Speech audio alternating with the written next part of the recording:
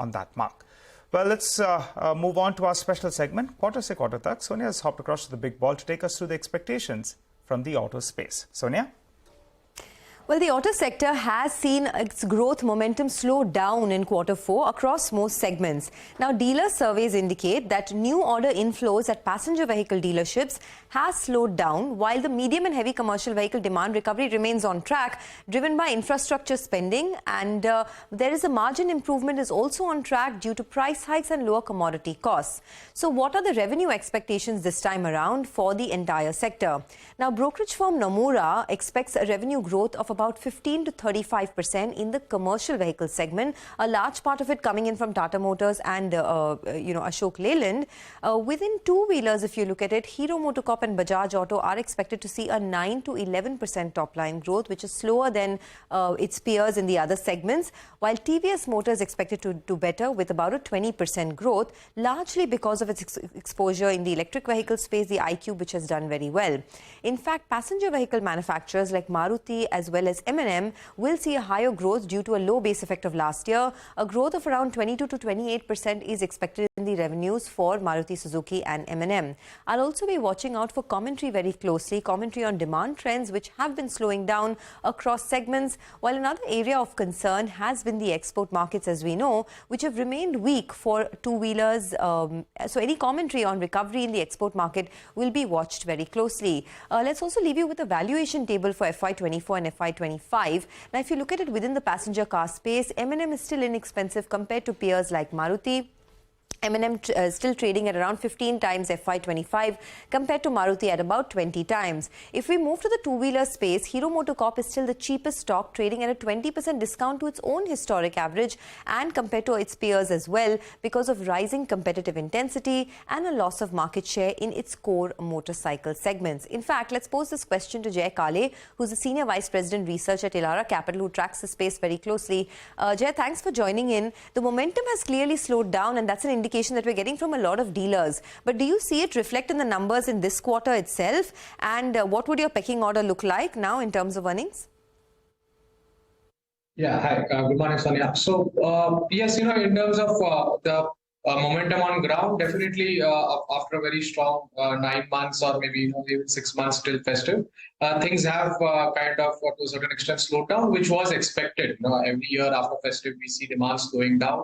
March, mind you, was tad better on the retail side purely because you had one of the festive, Navratri, Gudi Padwa this time coming in March versus last year it was in April. So that kind of impact you had for the retail growth in March.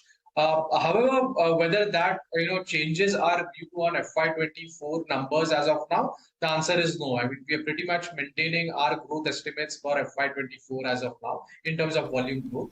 Of course, CV side in FY23 was pretty stellar, 45% plus growth, which will moderate to just about double digit, close to double digit, 10, 11% in FY24.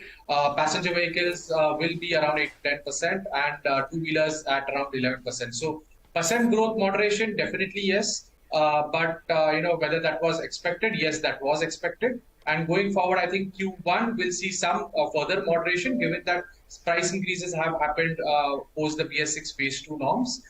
So that some bit of pre-buying already happened in March. In terms of numbers, I think No, let me just, break it down and talk about it stock-wise. So, one of the biggest gainers this year so far has been Bajaj Auto. It's a gain of already 20%. What is the street pricing in? Is there an export recovery that the street is looking at? Is there an improvement in the domestic market? Because a lot of it has not shown up in the numbers just yet. And particularly for this quarter, what are your thoughts? Yeah, see, Bajaj has been, in terms of numbers, Bajaj has been pretty resilient in terms of margins despite their exports mix weakening. However, whether exports is expected to come back strongly in the coming months, I would differ. I still think it will be a slow and steady recovery. Yes, probably it would have bottomed out in terms of absolute numbers, but one has to see, it is almost half from the peaks. So, at 105,000 in March, there, peaks were 2 lakh plus. So recovery will be there, but it will be a slow and steady recovery. 2.5 million was what they did around in FY22. I don't see that reaching in FY24 at least. So we are factoring in a slow and steady recovery. The stock has done well also because people are expecting that at least the bottom has reached in terms of exports and things will just improve from here on. And also some bit of positive momentum because of the expectation of Triumph launch. Okay. So you're saying you don't expect a further upside from here? Yeah, our current target price is 4337. So that's our official rating is accumulated. Accumulate with a target price of 4337. Got it. What about M&M? I was just looking at that table, right, where M&M is still inexpensive compared to peers like Maruti. Of course, it also has the tractor business, so it's not an apples to apples comparison. But do you think that given the strong momentum in the SUV business, inexpensive valuations, is there more upside for a name like M&M? Yeah, I mean, still you have the UV momentum continuing, especially on the market share side. Growth could kind of to a certain extent slow down given that FY23 was pretty strong.